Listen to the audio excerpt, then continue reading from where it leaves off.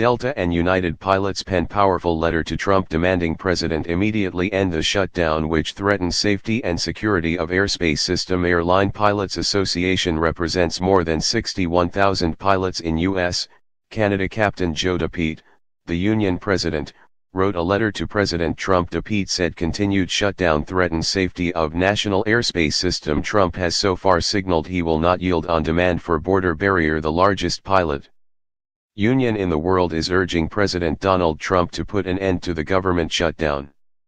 The Airline Pilots Association, which represents more than 61,000 pilots from 35 U.S. and Canadian airlines, wrote a letter to the president warning that the continuing impasse was threatening the safety, security, and efficiency of our national airspace system.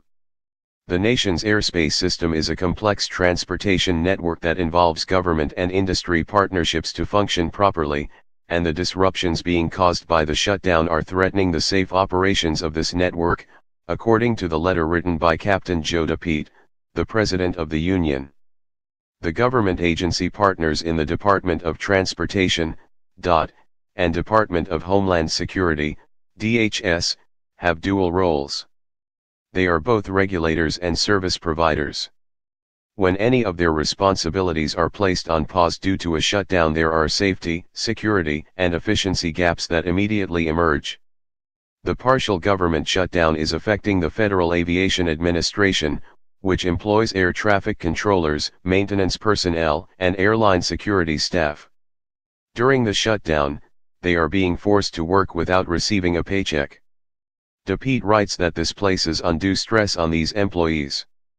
They are dutifully providing safety of life services while facing increasingly difficult financial pressures to provide for those dependent on their paycheck, he writes.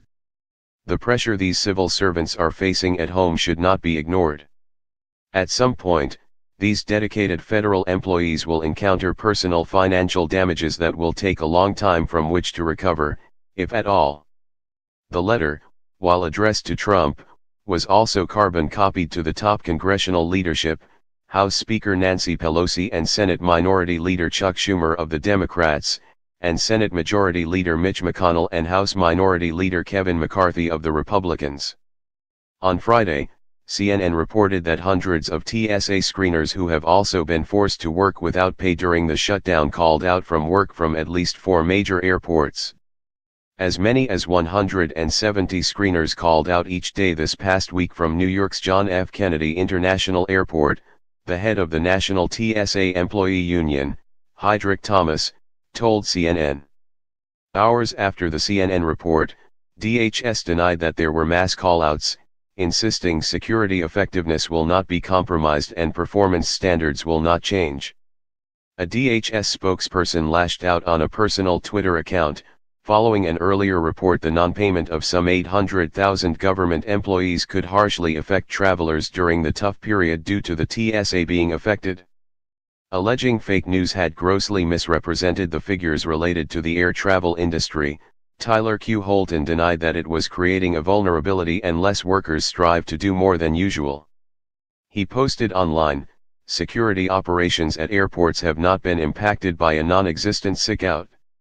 His angry response was followed by an official statement from the TSA which admitted more workers than usual were quoting illness when taking days off, but appeared to put it down the holiday season. Call-outs began over the holiday period and have increased, but are causing minimal impact given there are 51,739 employees supporting the screening process, the tweet said. TSA is grateful to the agents who show up to work, remain focused on the mission and respectful to the traveling public as they continue the important work necessary to secure the nation's transportation systems.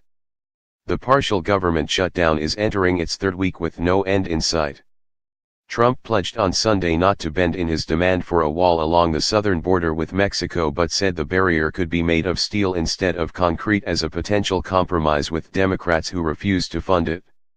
Trump threatened again, without providing specifics on where the funding would originate, to declare a national emergency as an alternative way to build the wall, depending on the outcome of talks in the coming days.